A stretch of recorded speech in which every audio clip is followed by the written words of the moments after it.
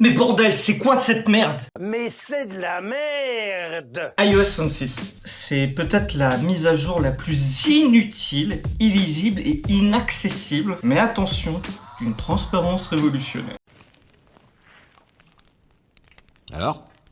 C'est de la merde. Alors on le sait, Apple, ils se sont surtout fait connaître pour des questions d'accessibilité. Et ils font tout dans ce domaine de l'accessibilité. Mais il y a un truc que je comprends pas, c'est depuis leur présentation d'iOS 26, Apple a réussi un exploit, transformer ton iPhone en vitrine de boulanger flou avec un UX pensé pour les fantômes. Concrètement, alors ça va évoluer, on le sait, et puis de ce que j'ai vu des nouvelles bêtas et de ce qui va apparaître au grand public, c'est plus aussi flou que ce que c'était.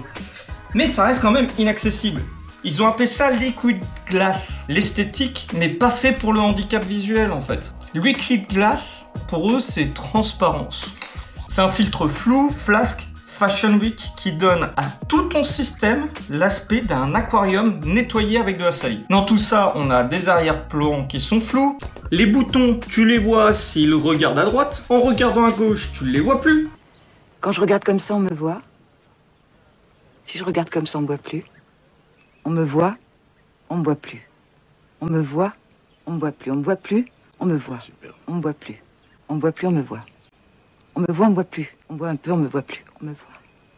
Résultat, le contraste il est absolument dégueulasse. Si t'es malvoyant, ben bon courage à toi. Si t'es daltonien, rip à toi. Et si t'as un simple reflet sur ton écran, t'es foutu. En bref. Et pourtant, on parle d'Apple, ceux qui nous sortent des keynotes avec violon triste en fond, nous expliquant qu'ils pensent différemment. Mais en fait, ça fait quelques années que ça devient problématique leur keynote. Rien d'innovant, rien ne change, et surtout rien n'est fait dans l'accessibilité, à part quelques modifications. Et là, ils ont juste pensé avec leur reflet.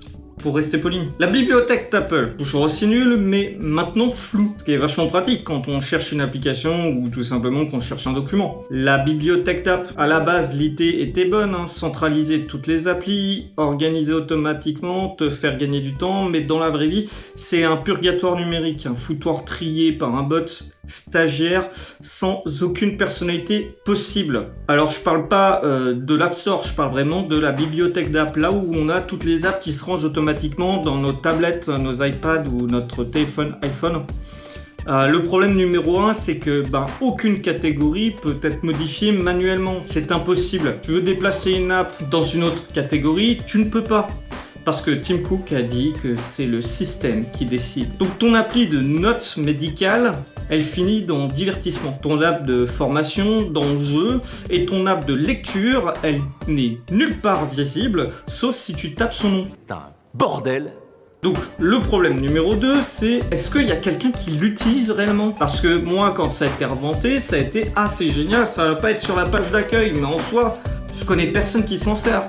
À part pour faire ses recherches. Parce qu'en fait, tout le monde glisse l'écran à gauche une fois, ensuite il voit les rangs d'icônes et ils y retournent jamais. Aucune logique humaine derrière le classement, on ne peut rien configurer, c'est lent, flou, inutile. Bref. Apple a mis des millions dans cette fonctionnalité que les utilisateurs normaux remplacent avec un bon vieux dossier sur l'écran d'accueil. Pourquoi? Parce que le dossier, ils sont simples, lisibles et triables par l'utilisateur. C'est tellement plus simple. Ce que la bibliothèque n'est pas. Et c'est là où on perd de l'accessibilité. D'une part, par une transparence qui rend le téléphone quasiment inutilisable pour toute personne en situation de handicap visuel, mais aussi dans le tri des applications, où en fait c'est un gros bordel. Et Apple est réellement en train de régresser sur ce sujet. Et c'est ça qui est triste. Parce que pendant 10 ans, Apple a été le bon élève de l'accessibilité numérique. VoiceOver qui est juste génial.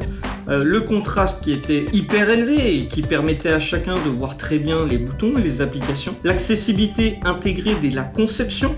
Par exemple, on a la dictée vocale qui était présente dans tous les claviers, ce qui permettait de taper automatiquement. Chose qu'on l'a vu seulement ces quelques dernières années, alors que ça fait des années que c'est présent chez Apple et que c'est seulement présent depuis quelques années chez Google ou chez les concurrents. Mais avec iOS 26, ils ont changé la direction. Ils ont confondu design minimaliste avec effacement total des repères visuels. Alors concrètement, ils ont des icônes flottantes qui n'ont plus de bordure, des textes sur des fonds flous, parfois quasi illisibles, même pour les personnes voyantes, des zones tactiles mouvantes et sans retour visuel clair, des animations désorientées, non désactivables par défaut. Et pour les personnes âgées, 10, malvoyantes ou tout simplement pas fans de design nuage de lait, on vous dit clairement d'aller voir ailleurs. Parce que Apple fait du Apple, il impose, et si t'es pas content, bah tu vas voir là-bas. Allez, casse-toi, bouffon.